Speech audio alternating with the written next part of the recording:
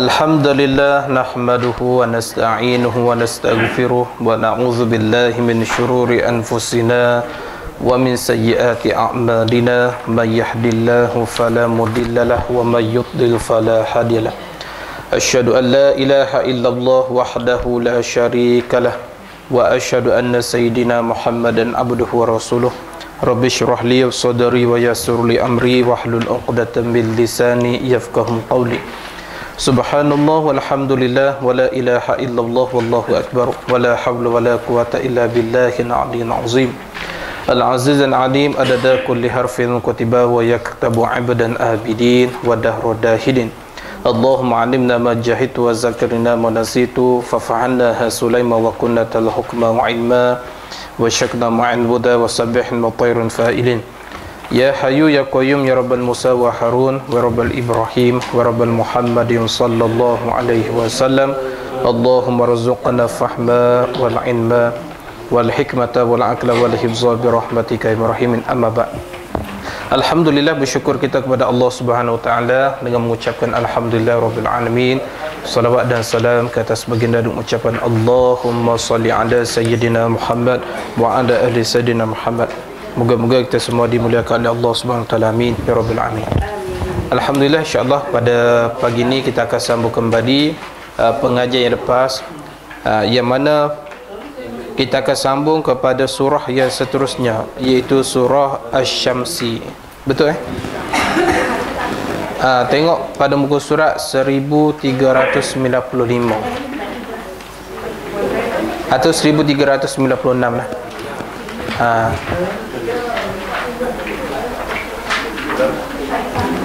InsyaAllah pagi ini kita akan sambung kepada surah yang seterusnya, iaitu surah Asy-Syamsi, muka surat 1336,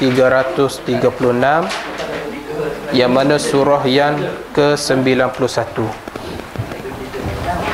Jumpa tak, dia ada lari sikit tu dia, sebab mukaddimah ni dia lari sikit. Dia lagi sebab asalnya mukaddimah ni awal-awal dulu, awal-awal surah, tapi dia ambil yang tu letak sebagai guide. Dia lagi sikit lah.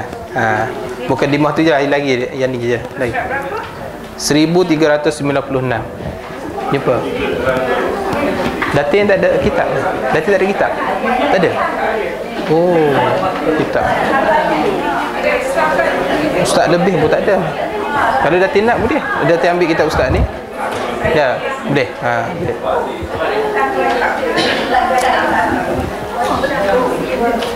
Jumpa. Masih mencari lagi tu.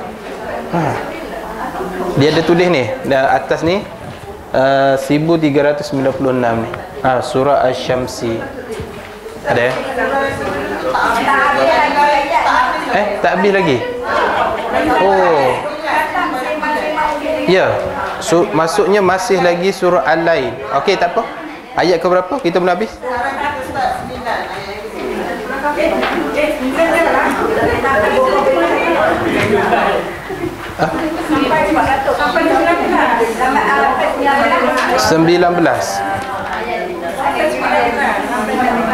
Maksudnya sambungan daripada surah Al-Lail, iaitu ayat yang ke-19.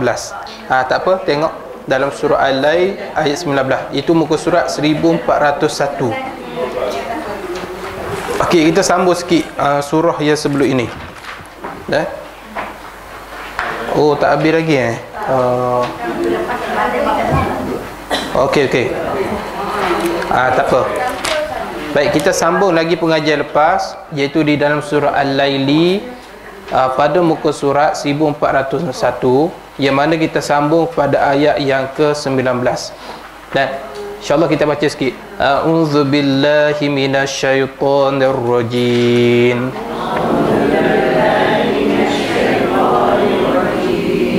Wa ma li ahadin 'indahu min ni'matin tujza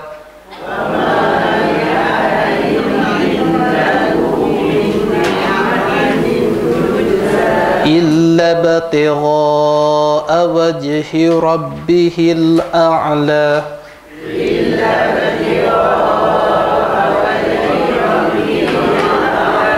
ولسوف يرضى صدق الله العظيم. InsyaAllah kita sambung pada surah Al-Lail, terus kepada ayat yang ke-19. Firman Allah Subhanahu wa taala, "Wa ma li ahadin 'indahu min ni'matin tujza." Sedang ia tidak menanggung budi siapapun yang patut dibalas. Maksudnya apa dia? Wa ma li ahadin 'indahu min ni'matin tujza, dengan maksud tidak bagi seseorang di sisinya. Di sisi siapa ni? Di sisi Abu Bakar As-Siddiq. Di sisi Abu Bakar As-Siddiq, daripada nikmat hendak dibalaskan dia. Jadi ayat ni diturunkan untuk memuliakan Abu Bakar As-Siddiq. Kerana apa dia? Kerana Abu Bakar As-Siddiq ini dia telah menyumbangkan hartanya ke jalan Allah Subhanahu wa taala. Ingat, pada pertemuan yang lepas Ustaz bahas surah Al-Lail ini lebih kepada surah diturunkan untuk memuliakan Abu Bakar As-Siddiq. Maknanya apabila Abu Bakar As-Siddiq itu dia beriman, segala hartanya dia serah kepada Rasulullah sallallahu alaihi wasallam untuk menyampaikan dakwah Islamiah. Selain daripada tu, Abu Bakar juga memperdayakan hamba sahaya. Dia serah pula harta itu kepada Rasulullah untuk berdakwah. Sehingga mulianya Abu Bakar, sehingga tidak ada orang yang boleh challenge Abu Bakar As-Siddiq. Sehingga martabat Abu Bakar ni hanya tidak boleh challenge martabat Nabi sahaja. Nak kata mulianya Abu Bakar ni, dia tak boleh lebih daripada pangkat Nabi. Tu saja. Tapi Abu Bakar As-Siddiq ni martabat dia paling tinggi sekali di antara manusia-manusia selain daripada Nabi. Itu nak kata antara sahabat yang paling mulia lah. Sehingga Nabi SAW pun Abu Bakar As-Siddiq lah yang belanja ke atasnya. Satu hari pernah berlaku apabila Abu Bakar As-Siddiq minta kepada Nabi nak hijrah bersama dengan Rasulullah SAW. Bila Abu Bakar tanya, "Ya Rasulullah, bolehkah aku nak hijrah bersama dengan kamu?" Nabi kata apa dia? Nabi kata, "Kamu akan hijrah sekali dengan aku." Istimewanya Abu Bakar, kerana Nabi pilih Abu Bakar hijrah bersama Nabi sallallahu alaihi wasallam. Maka Abu Bakar pun balik ke rumah cukup seronok. Dia balik ke rumah, dia pun taruh 2 ekor unta. Taruh 2 ekor unta, Nabi seekor, Abu Bakar seekor. Dia taruh 2 ekor unta. Tapi apabila Rasulullah SAW pergi ke rumah Abu Bakar As-Siddiq yang mana telah ditaruh 2 ekor unta, Nabi SAW pun bayar 2 ekor unta tadi. Kononnya Abu Bakar nak buat baik dengan Nabi, Nabi dulu buat baik. Ini sifat Rasulullah. Kalau kita pergi makan, kita ajak kawan, kita niat nak belanja dia, tiba-tiba kawan belanja kita dulu. Sepatut sifat kena ada sifat macam ni. Kalau orang belanja makan, kita pun nak belanja aku tu, okey. Biasa macam tu kita lah. Sepatutnya orang nak belanja kita tu, kita dah nampak dia tu memang nak belanja aku, kita dulu belanja dia.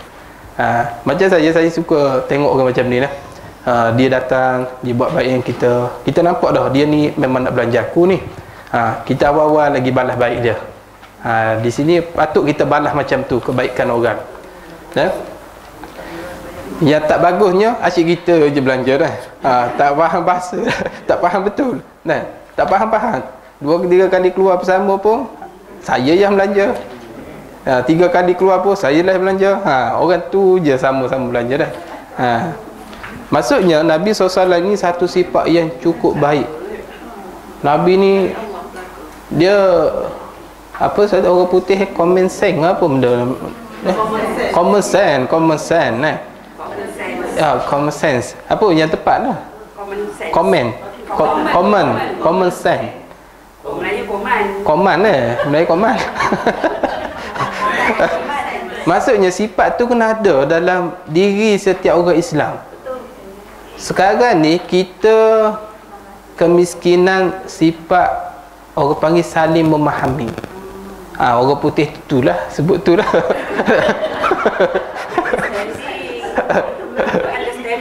Understanding lah, boleh juga. Maksudnya benda ni, walaupun benda ni kalau kita buat tak haram pun, tapi benda ni berkait rapat dengan hubungan sesama, kehidupan sosial manusia. Kena ada sifat tu. Dia ada setengah orang ni tak ada sifat kepahaman. Dia pergi rumah orang, pergi je rumah orang tak bawa buah tangan. Sekali pergi orang okey lagi, 2-3 kali pergi, jadi orang duk kata lah, datang ke rumah aku bawa buah tangan pun tidak. Sepatutnya kita ni sebagai tetamu bawa lah sikit buah tangan, buah ke apa ke, asal ada. Bawa pitih pun tak apa. Asalkan bawa sesuatu. Sebab apa dia? Sebab kita duit ke, bui lah, boleh. Maksudnya apa dia? Kita kena memahami.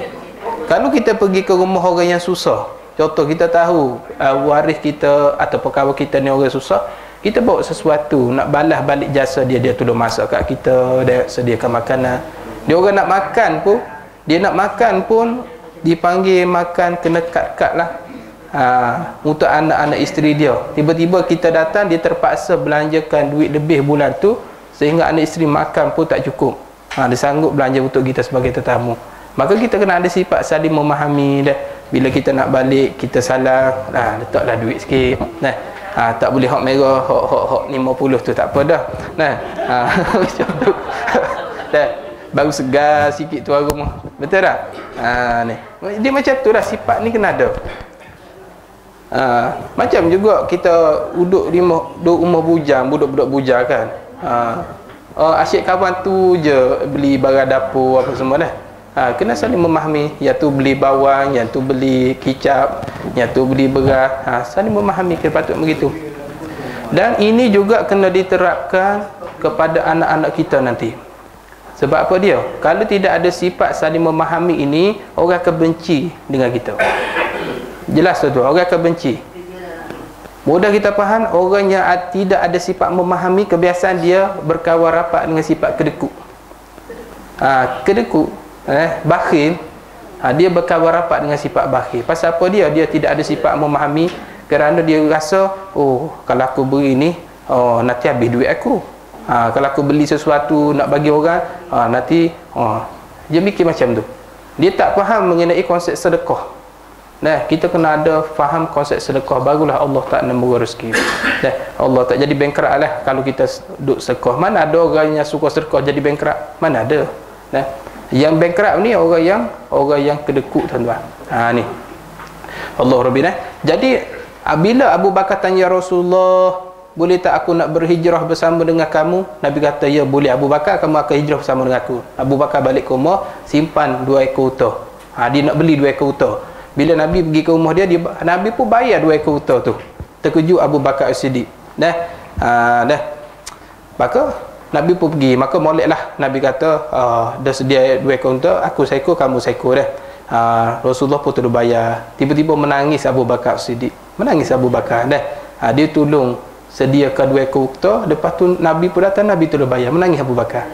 Ni tengok kita buat baik. Ini orang panggil balasan buat baik dengan orang. Tuan-tuan, kita kena sentiasa buat baik dengan orang. Kita tak tahu balasan kebaikan tu kita datang dalam bentuk apa, kita tak tahu. Banyak zaman sekarang ni budak-budak muda buat satu satu video dipanggil sosial apa? Yang nak uji-uji orang ni. Kontes sosial tu apa panggil? Ada satu dari TikTok pun orang panggil konten lah. Tapi ada istilah yang mudah faham tu. Bukan prank tu nak kena korang. Social eksperimen. Social eksperimen okey. Dia macam social eksperimen dia orang ni nak cuba kita. Cuba bila minta sedekah dah. Lepas tu kita bagi, dia pun balas balik duit banyak dah. Gitulah balasan, lebih kurang macam tu lah. Social eksperimen kita dapat ajarkan dalam diri kita. Jadi Nabi SAW dengan hidayah agama Abu Bakar As-Siddiq pula, apabila dia dapat hidayah agama Abu Bakar As-Siddiq, dia belanjakan harta ke jalan Allah Subhanahu Wa Taala. Subhanallah. Sepatutnya harta kita ni kita kena belanja kepada jalan Allah. Jangan ada sifat kedekut ke jalan Allah. Tapi masalah kita sekarang ni ada sifat kedekut untuk belanja jalan Allah. Tapi kalau bab duniawi, beres, tak ada masalah. Okey, proceed terus tanpa perbincangan. Tapi kalau bab dunia, nanti bincang istiqarah dulu ya. Kalau nak sedekah kat Masjid Putra Perdana ni, berapa nak minta RM50? Kejap nanti saya istiqarah dulu. Istiqarah dulu. Tapi kalau bab dunia, RM2,000 satu barang ni. Okey. Proceed, jalan, kasih jalan. Itu masalah kita. Kita lebih memudahkan arah dunia. Ada bab akhirat ni, kita tanya banyak soalan. Banyak benda lah alasan kita bagi untuk ke jalan Allah. Macam kita nak bagi sedekah lah. Kita nak bagi sedekah pada satu orang kita siap tanya lagi dia, daripada mana ni? Betul ke tipu ni? Sah ke tidak sah? Dapat kelulus Jabatan Agama Islam tak ni? Dia minta derma ni. Banyak sana. Bagi RM1 sudahlah, selesai lah. Apa susahnya? Ini tanya orang. Ni kita kalau bab dunia, orang minta, okey awak kena bayar sikit-sikit. Okey, jalan dah. Masalah dah. Lepas ada orang komen dah. Ada orang komen, kalau kita guna harta ke jalan dunia, ramai orang tak bising. Tapi kalau orang agama guna harta untuk jalan akhirat, ramai orang bising. Contoh, orang dunia pakai kereta mewah, baju hebat, baju mahal batu itu orang tak bising. Tapi kalau ahli agama pakai baju hebat, baju mahal, kereta mewah, semua orang bising. Kenapa ustaz pakai kereta mewah ni? Dunia. Tuan-tuan, kita tak bising orang yang sedang membicarakan bab dunia, guna harta untuk bicara bab dunia. Kita tak bising benda tu. Tapi kenapa kita nak bising orang yang bercakap tentang akhirat tapi dia menggunakan harta untuk jalan akhirat? Kenapa kita nak bisingnya tu? Jadi ini kita digoda oleh hawa nafsu dan syaitan, salah memahami. Sepatutnya guna harta ke jalan agama inilah lebih didahulukan dalam konteks berdakwah. Lepas tu tak heran ustaz-ustaz kita pakai kereta mewah, pasal dia nak guna bercakap beragama, guna untuk jalan agama. Dia guna pun untuk datang masjid, pergi kuliah. Contoh. Ini nak beri gambaran harta digunakan ke jalan Allah, sehingga Allah Ta'ala muliakan Abu Bakar Siddiq sehingga turun surah ni. Ni. Kemudian ayat 20 Allah Ta'ala kata, illa batigha wajhi rabbihil a'la. Hanyalah ia tu siapa? Abu Bakar lah. Hanyalah ia Abu Bakar mengharapkan keredaan Tuhannya yang maha tinggi. Maksudnya hanyalah Abu Bakar, perbuatan Abu Bakar tu mengharap keredaan Tuhanmu yang maha tinggi. Tinggi kemuliaan dia maksudnya. Tu tinggi, bukannya Allah Ta'ala duduk tempat yang tinggi, tidak. Bukan Allah tinggi 200 cm, bukan. Sebab tu ayat Quran ni Rabbihil a'la, Allah maha tinggi. Kalau kita baca tafsir seorang, kita tak belajar dengan tok guru dah, kita dok faham, tinggi Tuhan ni sama tinggi pohon kelapa pun. Jadi di sini jadi golongan mujassimah, menjisimkan Allah. Ini masuk bab tauhid pula. Membentukkan Tuhan, merupakan Allah Ta'ala, itu orang panggil mujassimah. Jadi sebab itulah dalam bab tafsir ni kita kena belajar dengan guru.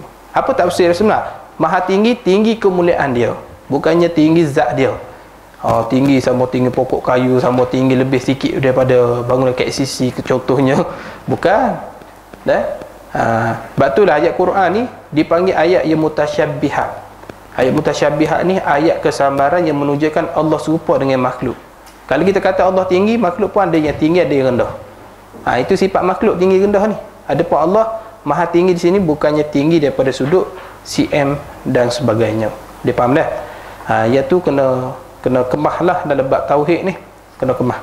Suatu Ar-Rahmanu ala ashtistawa, Allah bersifat Rahman, ala tertinggi di atas arasy, bukannya Allah betul-betul di atas arasy. Istawa ni banyak maksudnya.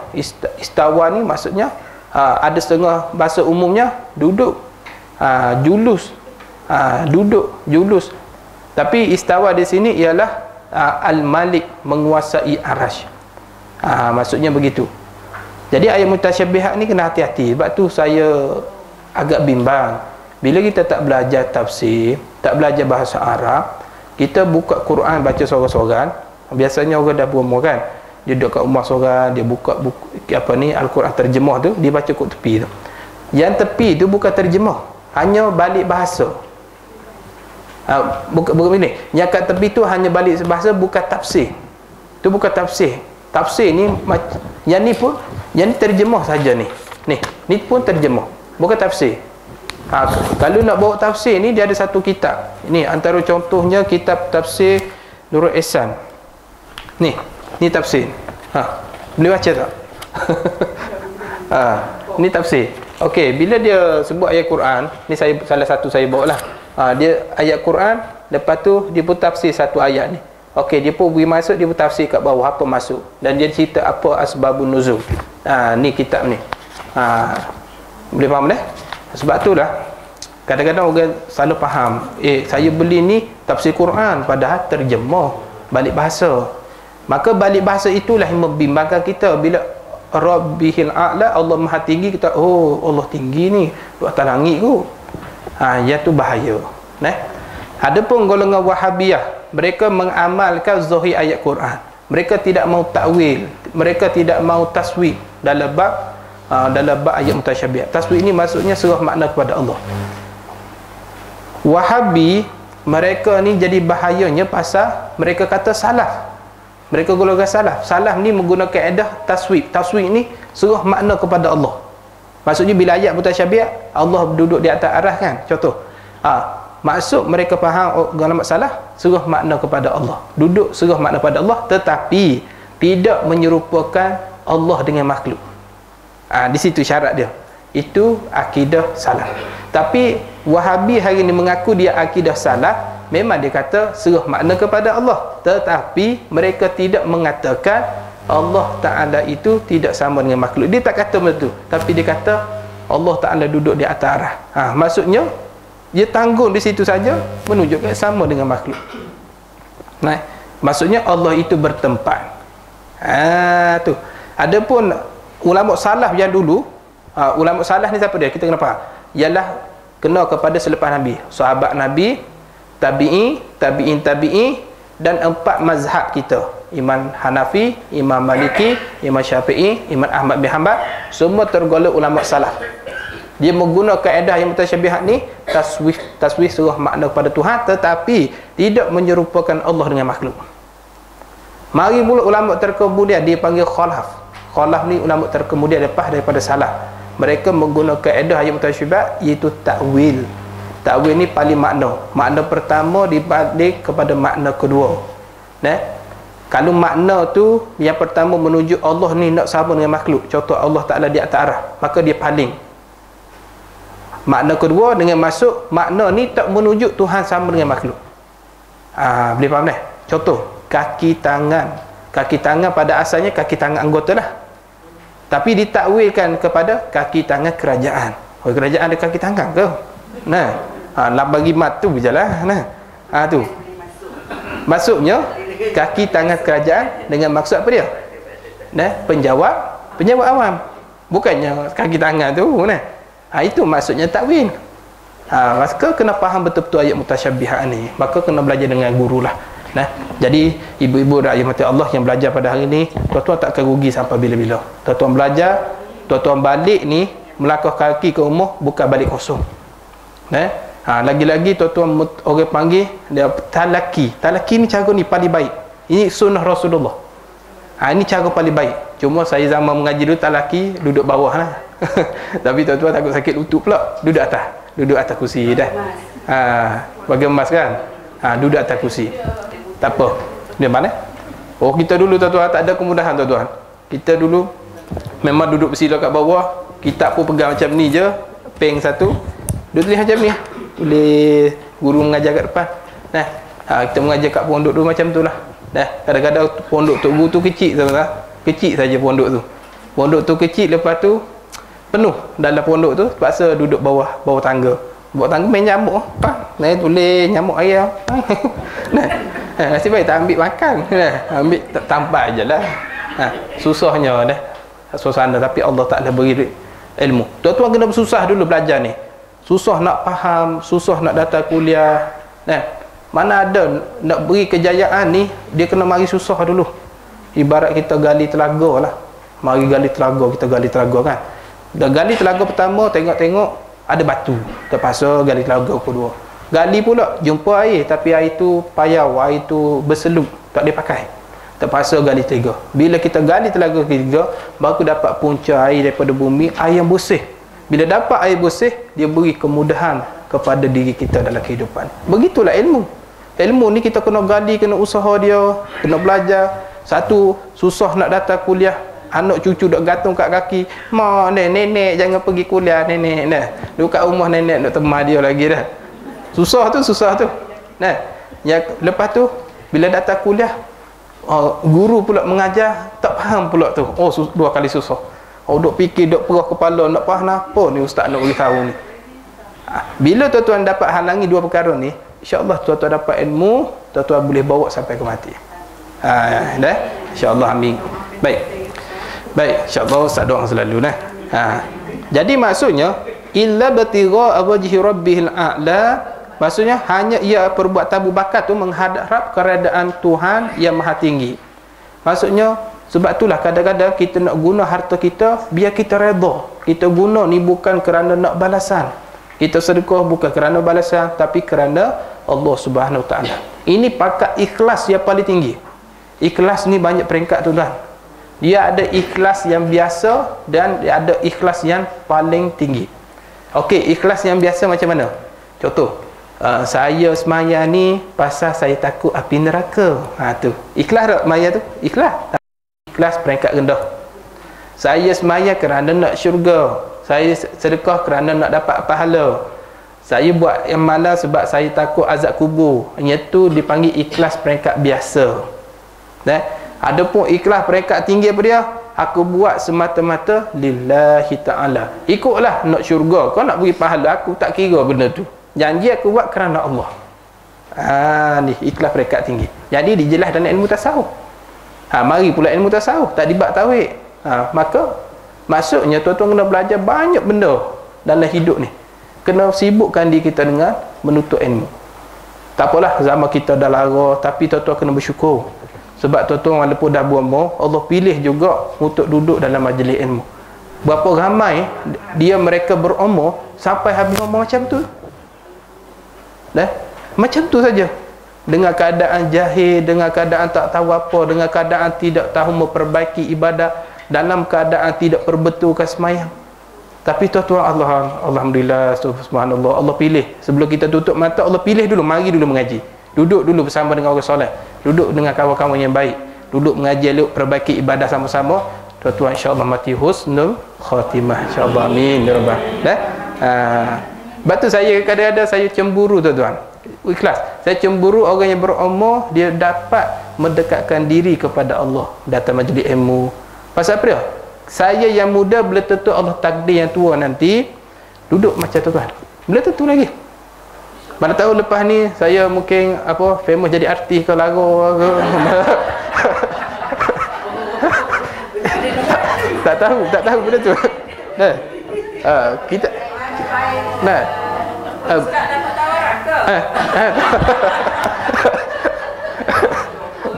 dah tanya. Saya banyak orang offer tu, tapi saya tak mahu dah. Tapi saya tak mahu. Sebab biasanya bila kita jadi selebriti ni tuan-tuan, kelas-kelas biasa kita tak mahu dah. Saya tak mahu dah tu. Saya tetap istiqamah. Kata guru saya, kita niat ni kena baik, bukan niat kerana nak dapat famous apa dunia ni. Famous tu anugerah Allah, Allah beri kemudian. Bukan kita cari benda tu. Allah nak bagi, bagilah. Tapi kita tak letak dalam hati benda tu. Ramai orang kata saya pergi kedai macam ustaz artis kan, ustaz ni kita nak rasa macam kembas makuk, rasa macam tu kan. Macam biskut Mary cicah hitam tu kan, ambil biskut Mary kok pakai tai, masa pakai tai tu kan duk main kemah. Pasal apa orang puji ni? Maka mari balik dalam hati Allah Rabbina. Riak ni riak, mari tepi balik. Sepatutnya begitu. Habis takat tu dah. Jadi maksudnya jadi Abu Bakar Siddiq dia habiskan harta dia tujuan Allah semata-mata. Maksudnya untuk tuntut pahala semata-mata. Sepatutnya begitulah, gunalah harta kita ke jalan Allah Subhanahu Wa Taala dah. Banyakkan habis harta kita untuk ke jalan Allah dah. Apa dalam bentuk apa, contoh kita nafkah anak isteri kat Allah, kita guna untuk sedekah nah. Sepatut habis tu. Jangan berkira sangat dengan untuk jalan Allah, jangan berkira sangat. Baiklah. Ayat seterusnya iaitu ayat ke-21 yang last, wala saufa yarda, dan demi sesungguhnya ia tu kena Abu Bakar lagi. Demi sesungguhnya ia Abu Bakar tetap akan berpuas hati, yakni pada hari akhirat, dengan mendapat segala yang diharapkan dia. Subhanallah. Ayat ni kata demi Allah lagi redha Abu Bakar dengan barang yang dikurniakan pahala dalam syurga esok. Ni balasan bagi orang yang guna harta ke jalan Allah. Tu ayat ni nak puji Abu Bakar Siddiq, yang mana dia beriman dengan Allah, la ilaha illallah Muhammadar Rasulullah, kemudian dia memperdekakan pula hamba sahaya, termasuklah dia merdekakan siapa dia, iaitu Bilal bin Abi Rabah. Dulu ustaz ada cerita yang mana sebelum ni, sebelum dia memperdekakan Bilal, dia telah merdeka 6 orang hamba sahaya, termasuk Bilal jadi 7 lah. Ni sifat Abu Bakar Siddiq. Jadi Allah nak ajar kepada kita, siapa yang buat perbuatan seperti Abu Bakar ni, dia beriman, dia mengucap la ilaha illallah, kemudian dia bantu guna harta beri kepada Nabi untuk jalankan dakwah Islamnya, kemudian dia merdeka pula hamba sahaya. Siapa yang buat perbuatan seperti Abu Bakar ni, dijauhi dia daripada api neraka dan diberi dia pahala syurga. Subhanallah. Ni natijah yang kita mahukan. Maka ulama mengatakan Abu Bakar inilah sebagai role model, tauladan bagi umat Islam, yang mana supaya kita dapat mengikuti cara kehidupan Abu Bakar Siddiq, sanggup mengorbankan untuk agama, sehingga jiwa, raga, harta benda untuk agama. Sepatutnya kita begitu. Jadi surah ni ialah surah dipanggil surah Abu Bakar kerana nak memuliakan Abu Bakar. Baik, kita habis dah mengenai surah Al-Lail. Masuk pula kita pada membahas surah Asy-Syamsi. Tengok, insya-Allah kita baca sikit ya. A'udzu billahi minasyaitonir rajim. Bismillahirrahmanirrahim. Wasyamsi wadduhaha, wal qamari idza talaha, wan nahari idza jallaha,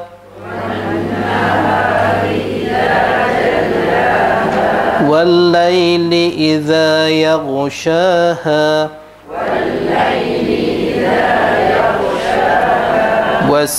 والسماء وما بناها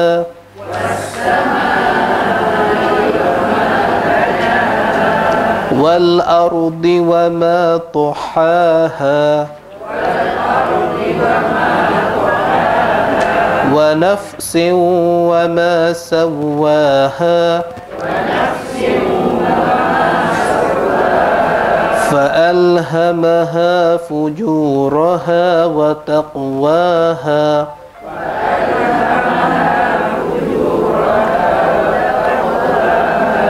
قد أفلح من زكاها وقد خاب من دساها كذبت ثمود بتغواها إذ انبعث أشقاها فقال لهم رسول الله ناقة الله وسقياها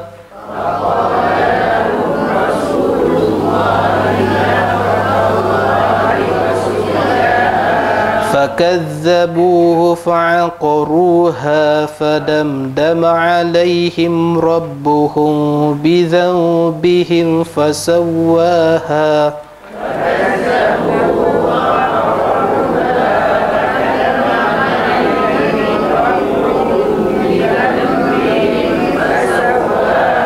ولا يخاف عقباها Sadaqallahul Azim. Okey, baik, kita masuk surah yang seterusnya, iaitu surah Asy-Syamsi, iaitu surah yang ke-91. Baik, surah ni ialah surah diturunkan di Mekah. Dia hanya ada 15 ayat. Dan ingat, surah ni ialah surah Makkiyah, yang mana surah ni bila sebut Makkiyah, biasanya juzuk 30 ni kebanyakan surah diturunkan di Mekah, iaitu sebelum hijrah Nabi SAW ke Madinah. Kebanyakan surah juzuk 30 ni dia bercerita bab tauhid saja. Kebanyakan surah yang diturunkan di Mekah kebanyakan cerita bab tauhid, mengesakan Allah Ta'ala. Pasal ramai orang syirik masa tu. Tu boleh faham kan?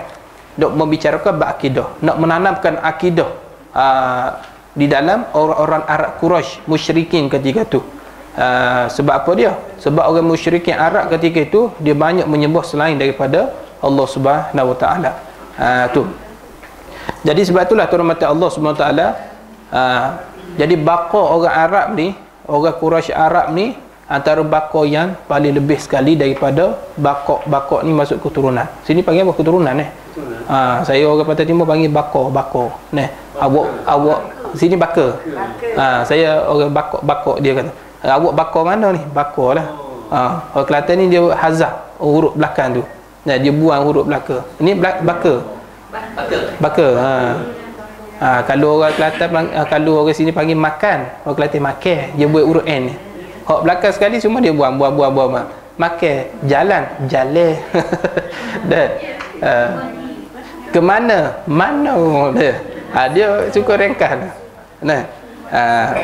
Jadi orang Arab ni antara keturunan yang paling mulia di antara keturunan yang ada di muka bumi ni. Kerana apa kita kata keturunan yang mulia? Kerana dia antara salah satu keturunan daripada para nabi, iaitu Nabi Muhammad sallallahu alaihi wasallam. Dia lebih sebab tu pasal nabi dilahir daripada golongan mereka orang Arab ni. Sebab itulah ada setengah orang ni dia berpegang dengan keturunan bakar itulah. Ada setengah ni keturunan dia tak indah siapa, pasal dia rasa dia lebih sekali. Tu. Dan ada beberapa ayat mengajarkan kepada kita jangan berbangga dengan keturunan. Hanya yang mulia di sisi Allah ialah orang yang bertakwa kepada Allah. Ayat ni nak menangkis tentang ada setengah orang dia berbangga dengan keturunan ni. Tu dia kata kami keturunan bangsawan, kami tak kawan dengan orang biasa-biasa ni, kami tak kawan dengan orang itu. Dan kalau raja-raja je tak berasa dengan orang rakyat biasa contohnya. Jadi Allah Taala tu ayat Quran nak menakis bahawasanya yang paling mulia di sisi Allah ialah orang yang bertakwa. Asal takwa ni mesti beriman tu. Kalau kita beriman, inilah yang lebih sekali.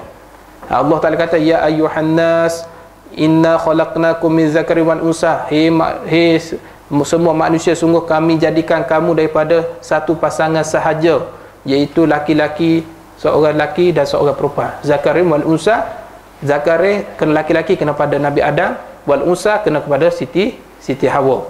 Sebab tu kita semua ni dipanggil ikhwaniyah, dipanggil ikhwa saniyah, dipanggil bersaudaraan. Kita ni sama, walaupun agama berbeza, budaya kita berbeza, tapi dalam bentuk sosial kemasyarakatan kita ni sama. Sebab itulah bila ada orang susah, kita saling menolong dia orang tu. Ada sifat kemanusiaan walaupun kita ni berbeza daripada sudut agama dan sebagainya. Ada ikhwah isnaniyah, persaudaraan peri kemanusiaan tu kena ada. Jadi hatta binatang pun kita kena ada sifat ihsan, kena buat baik. Bukannya dapat kucing kita dalam motor kita langgar dia. Kucing-kucing kita langgar motor. Bukan begitu.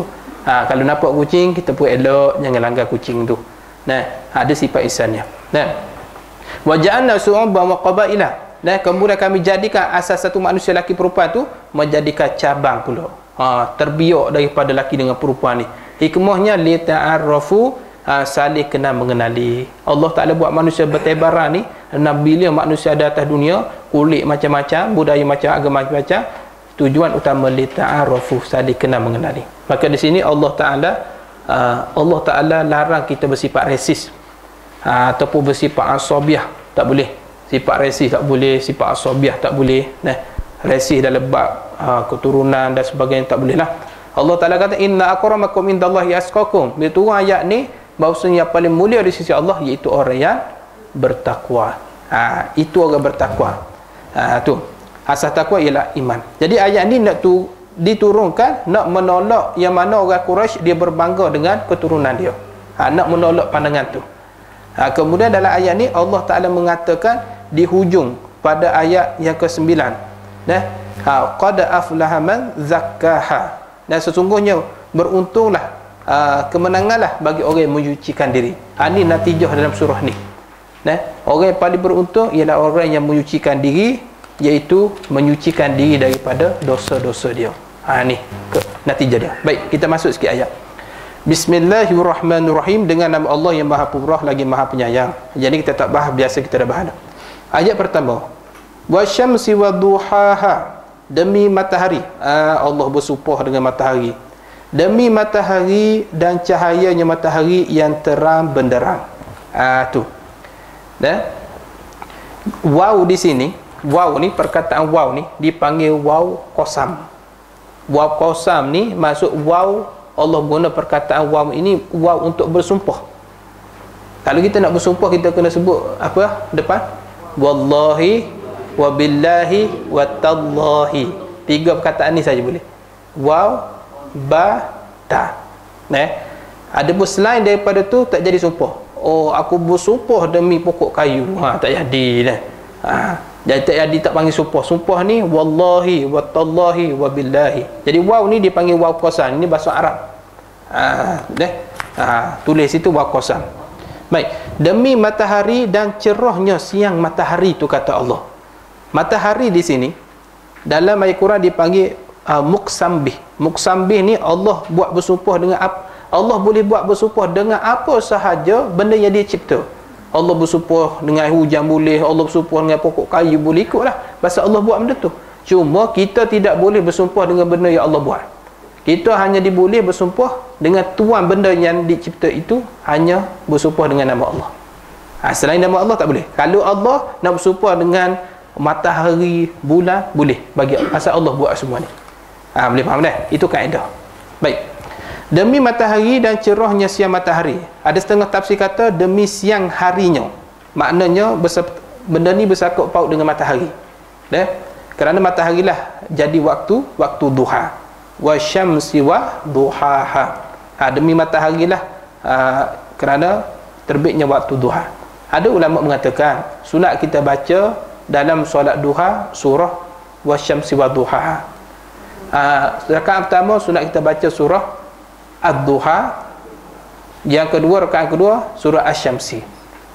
Tapi paling afdal solat duha ni ialah baca surah kul huwallahu, kuliah, lepas tu rakaat kedua baca kul huwallahu ahad. Bila kata paling afdal, pilih hak pendek.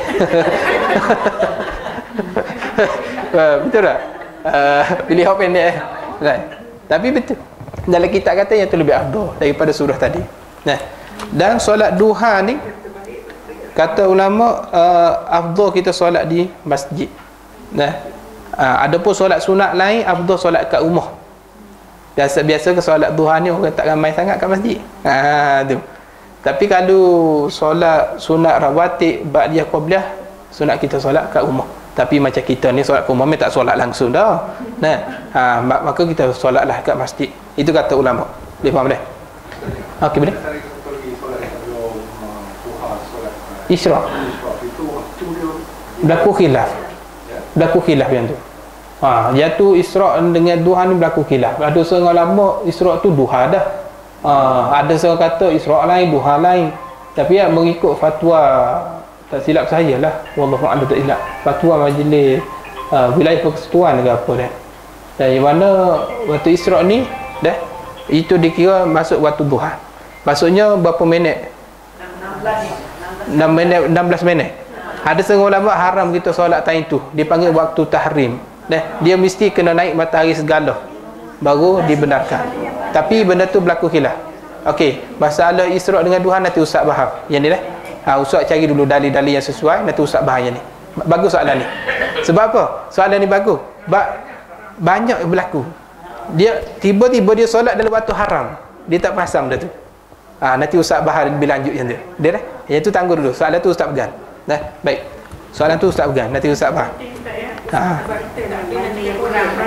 Betul. Benda tu penting. Sebab setengah jam di masjid, bila bunyi aja kuk. Semua solat duha Allah. Pada waktu haram. Belum masuk waktu duha lagi. Itu banyak berlaku. Dan benda ni juga ditegur oleh ahli-ahli falak. Ahli falak pernah satu hari dia bincang dengan saya. Dia kata, Ustaz, saya ni rasa risau lah. Tapi saya tak ada tauliah pula nak tegur, nak mengajar masjid. Pasal apa dia kata? Pasal banyak saya perhati jam masjid ni dia setkan waktu tidak masuk waktu duha lagi, tapi orang dah bunyi dah. Maka orang dah berpandu kepada bunyi tek tu. Maka orang pun sembahyang Allah pada waktu haram lagi. Ahli falak sendiri tegur saja. Dia kata, Ustaz, ni masalah ni, kita kena tegur. Lepas tu Ustaz kata, soalan ni Ustaz akan pegang, insyaAllah Ustaz bahas panjang sikit. Dia faham pegang dulu. Baik. Baik, minggu depan lah. Minggu depan Ustaz bahas. Baik. Jadi Allah Ta'ala di sini bersumpah dengan matahari. Dengan cahaya matahari itulah terbitnya waktu duha. Baik. Jadi waktu duha ni dipanggil waktu dah terpanah. Binatang yang tidur malam tu, bila naik waktu duha dia bangun. Lagi-lagi binatang yang duduk di kawasan batu. Tapi rupanya mengikut kajian falak, bumi ni akan panas di waktu petang. Waktu pagi tu tak panas lagi, pasal dia masih dalam keadaan sedang memanaskan. Waktu petang tu baru dia panas, pasal petang tu memang betul-betul panas dah. Adapun anggapan kita, pagi itulah kita kata panas. Belum, kata falak, pagi tu tak panas lagi. Dia hanya terima cahaya, pembiasan cahaya baru. Baik. Kalau ikut kajian, kalau waktu duha ni ada vitamin apa? C ke D? Ada vitamin D. Itu mengikut kajian. Vitamin A. D kan? Ada vitamin D kat situ. Batulah bila ada vitamin, khasiat dia, khasiat cahaya matahari ni apa dia waktu pagi? Kita pun pergi jemur tengah panas. Kalau budak kuning jemur tengah panas, hilang kuning tu, orang-orang dululah. Tu. Jadi ada vitamin di situ. Jadi di sini kita pun jemur badan, hilang lemak-lemak, hok mana gemuk-gemuk banyak lemak tu jemur tengah panas. Hok mana rasa batu orang putih tu tuan. Orang putih, dia orang ni suka berjemur. Tapi jemur gelap kejap cerah balik. Kita ni jemur gelap terus. Kita gelap tak putih-putih dah. Tu kita. Tu. Nak bakar lemak boleh lah, bagi sihat, bagi jogging apa semua waktu pagi. Nak bersenam pun waktu pagi. Waktu duha tu paling sesuai. Dan kalau kita nak sembelih binatang korban tu waktu duha juga. Paling sunat. Lebih kurang pukul 9 macam tu lah. Paling sunat pun waktu duha. Jadi masalah sebenarnya, paling masalah sekali, Allah Ta'ala terangkan tentang duha, tentang waktu cahaya matahari, ialah supaya kita kenal Tuhan yang mencipta. Tapi masalah sekarang, kita tahu khasiat vitamin A, vitamin C, vitamin D, ikutlah apa pun, tapi kita tak kenal siapa yang beri khasiat dalam ciptaan Allah. Yang tu jadi masalah. Kita faham ni tentang kelebihan, tapi kita tak kenal Tuhan yang buat segalanya ni. Jadi Allah memperkenalkan dia bagi siapa yang Allah Ta'ala kehendaki. Kalau Allah Ta'ala kehendak kita boleh kenal Tuhan, kitalah yang dikehendaki oleh Allah. Ada juga setengah orang, kalau Allah Ta'ala tidak kehendaki nak kenal dia, bijak macam mana pun tak akan kenal Tuhan. Peringkat profesor, PhD apa semua, berapa ramai dalam dunia ni profesor, berapa ramai dalam dunia saintis, duk kaji, otak dia tak boleh nak sampai kenal Tuhan. Dia setakat tu saja, pasal Allah Ta'ala tidak kehendak nak kenal siapa pencipta sebenar. Jadi kalau Allah Ta'ala pilih kita orang beriman kenal Tuhan, kita dipanggil orang beruntung. Pasal Allah pilih kita guna akal, buka, dapat kenal Tuhan tu. Subhanallah.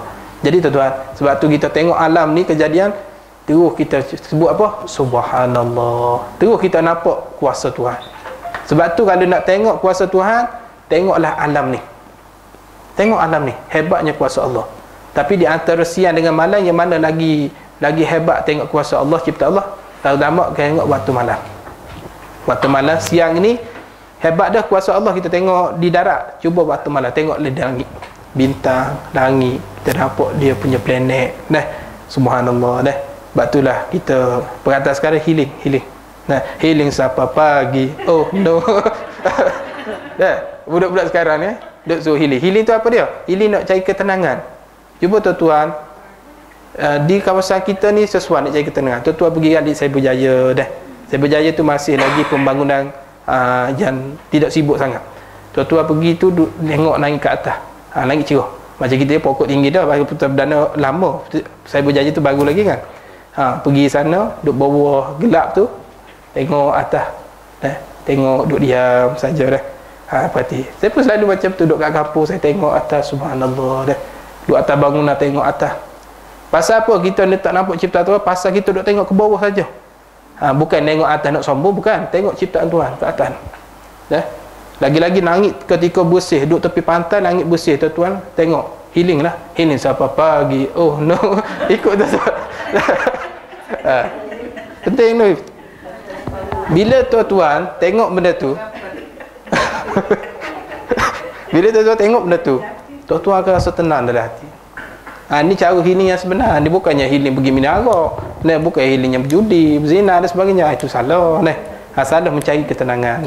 Baik. Ayat yang kedua, wal qamari idza talaha. Tu. Iza di situ dalam bahasa Arab dipanggil iza zarfiyah. Iza zarfiyah ni dipanggil iza semata-mata iza sahaja. Talaha dipanggil bahasa Arab fi'il madhi. Fi'il madhi ni alamat dia baris atas, hujung dia, belakang dia. Tu fi'il madhi. Mudhari' alamat dia ialah ada huruf ya. Nanti kita akan jelas. Itu bahasa Arab. Saya jelas sikit-sikit lah. Maka ayat kedua, wal qamari idza talaha, dan bulan apabila ia mengiringinya matahari. Demi bulan apabila ketika naik mengiringi oleh bulan tu akan matahari. Maksudnya ketika ghaibnya matahari naik malam, maksud naik bulan lah, bergilir silih berganti. Mula-mula matahari naik, bulan tak ada. Maka bila matahari ghaib, naik pula bulan, silih berganti. Biasa kalau tuan-tuan nak tengok bulan penuh, malam ke-14, malam ke-15, mengikut kalender Islam. Dan bukan kalender ni, kalender Islam. Biasa bulan penuh. Di Selangor, antara bentuk bulan yang paling besar. Baik. Sikit lagi, Ustaz bahas sikit lagi. Habis ayat kedua je. Di Selangor, kalau tuan-tuan perasan, kita boleh nampak bentuk bulan tu besar kalau bulan tu penuh. Kalau tuan-tuan duduk di, tak silap saya, duduk di Subanjaya, dekat Subanjaya. Saya balik kuliah. Masa tu saya pergi balik kuliah. Saya nampak bulan tu besar duduk di Subanjaya. Kat sini tak tahulah perasan ke tidak. Besar sangat. Besar lah. Saya pun rasa takut macam nak kiamat. Bulan tu dekat dengan kita. Besar tu nampak ajaib keciptaan Allah. Jadi malam ke-14, malam ke-16 kita boleh nampak jelas lah nambah-nambah. Dia jadi penuh bulan tu pasal apa dia? Kalau kita mengaji ni, dia pasal pembiasan cahaya matahari. Pasal bila matahari bertentang dengan bulan, dia jadi penuh lah bulan. Bulan ni dia bukannya, bulan ni macam cermin tuan-tuan. Dia ni satu benda yang berpantul. Kalau tuan-tuan suluh dia jadi cerah. Dia pun pantul ke bumi balik. Dia bukannya bulan tu yang cerah, bulan tu gelap. Dia satu jenis yang berpantul. Dia faham tak? Itu bulan sebenar. Dia cerah tu sebab cahaya matahari bagi suluh dia. Sebab itulah bila matahari tenggelam tu dia jadi macam bulan sabit. Dia pasal timur cahaya sikit. Itu dalam bab falak pula. Dalam bab kalau kita kat dalam bab sains, dalam bab apa ni, geografi dah. Jadi Quran apa ajar benda tu? Dia faham dah? Okey, baik. Jadi Tuhan bersumpah dengan bulan pula. Tadi bersumpah dengan matahari, sekarang bersumpah dengan bulan. Jadi bulan ni faedah dia banyak. Baik. Allah Taala kata ayat ketiga, wan nahari idza jallaha. Jallaha ni kena kepada fa'il madhi. Baik. Ayat ketiga, dan siang apabila ia memperlihatkannya dengan jelas nyata, kata Allah Taala. Demi siang Apabila siang hari, apabila cerah ya siang matahari tu, cerah akan dia matahari oleh Allah Ta'ala. Jadi cerah kita ni dengan siang hari. Baik. Wal-laili idza yaghshaha. Ni fi'il mudhari'. Fi'il mudhari' dia ada ya. Yaghshaha. Baik. Dan Allah Ta'ala kata apa dia? Wal-laili idza yaghshaha, dan malam apabila ia menyelubungi dengan gelap gelita. Apabila tutup ia malam akan matahari dengan kelam malam, maka maksudnya malamlah yang menutupkan matahari itu. Ini maksudnya. Bila matahari raib kegelapan mari, maka Allah Subhanahu Wa Taala jadi kegelapan pula. Bila hilang matahari jadi kelam. Wa ja'ala zulumati wan nur. Allah Ta'ala lah menjadikan segala kegelapan dan cahaya. Allah Ta'ala. Nah, jadi Allah Ta'ala beri matahari diiringi dengan bersinar. Bukan beri matahari saja, tapi diiringi dengan sinaran. Tu. Nah, dengan sinaran itulah yang menerangi habis. Kita jadi terang, boleh nampak data kuliah, nampak lubang, nampak ada tiang, kita tak nanggah pasal diterangi oleh siang. Tuan-tuan, ada Cina dia cuba nak buat matahari sendiri, nak lawan Tuhan lah ni. Dia cuba nak lawan matahari. Tuan-tuan, kalau dia buat matahari pun, contoh dia boleh menerangi dunia ni dah. Adakah betul-betul boleh menerangi dunia? Tak boleh. Dia hanya terang kawasan tu je. Dia naik jalan lancar satu benda, dia bakar satu bahan api dia, nah, dengan water yang kuat, dia pun dapat terang. Kawasan tu je. Lepas tu berapa lama je boleh bertahan tu? Takkan nak naik pergi topak balik dalam. Tengok, kalau ikut logik akal, dia punya saintis dia rasa hebat dah, tapi tak boleh hebat lawan Allah Ta'ala. Dia punya matahari satu tak boleh bertahan lama. Yang kedua, nah, dia tak boleh terangi keseluruhan. Yang ketiga, apa dia? Panas dia tu bukan beri manfaat kepada tumbuh-tumbuhan, bahkan terbakar tumbuh-tumbuhan tu. Tengok, manusia cuba lawan Tuhan, tak boleh nak lawan lah. Nah, hebat manusia tak boleh nak lawan channel Allah Ta'ala. Jadi dengan sinaran matahari tu dia dapat terang kita habis. Nah, apabila Allah Ta'ala raib matahari, kemudian Allah jadi pula kegelapan waktu malam. Maka tergelaplah menutupi siang, jadi tergelap habis. Untuk tujuan apa Allah Ta'ala ganti siang malam ni? Untuk tujuan apa? Tak ada tujuan lain, ialah untuk mengambil manfaat dengan tidur, dengan berehat. Itu tujuannya. Allah buat malam ni supaya kita tidur, supaya kita rehat. Faham tak? Cuba kalau kita ni duduk dalam cerah saja, tidur pun tak lena tuan-tuan. Duduk dalam cerah saja, hidup pun tak lena. Orang panggil tak lena mata. Sebab tu tidak disarankan tidur dalam keadaan buka lampu. Tak boleh. Tuan-tuan dianggap macam tak tidur. Mata ni tak boleh berehat. Sebab tu tidur mesti kena tutup lampu. Kalau tak perlu kegelapan, sudah tentu Allah tak buat malam. Buat siang saja, tidurlah dalam siang. Sebab Allah Ta'ala tahu untuk kesihatan manusia, tidur kena gelap. Maka tidur tu tutup lampu. Kecuali tuan-tuan ni jenis takut 1/5, buka lampu macam budak kecil. Mana dah tahu dah, takut tidur malam sorang-sorang ni. Suami tak ada dah, isteri suami tak ada, isteri tak ada ni. Takut. Jadi saya sarankan tidur tu tutup lampu dah. Tutup lampu kejap. Barulah mata kita jadi sihat. Jadi ibarat tidur. Kalau kita tak tutup lampu, kita punya mata ni dan tubuh kita macam tak sempurna tidur. Tu. Maka nak tidur nenek itulah. Baik. Allah Ta'ala ja'alna naumakum subata. Kami jadikan tidur kami itu rehat. Allah Ta'ala buat tidur ni supaya kita rehat. Tu. Cuba kita tidur tak lena tuan-tuan. Bangun pagi pening kepala dah. Tu. Bangun pada pening dah. Pening apa? Jadi macam sakit kepala.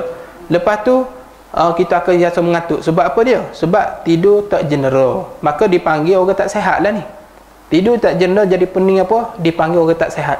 Kalau nak sihat, tidur biar cukup. Tidur biar tutup lampu, baru sihat. Kalau tidur 3 hari berturut-turut tidur tak lena, berat tuan-tuan. Boleh menyebabkan mudarat kesihatan. Kalau seminggu tidur tak lena, lagi teruklah kesihatan kita.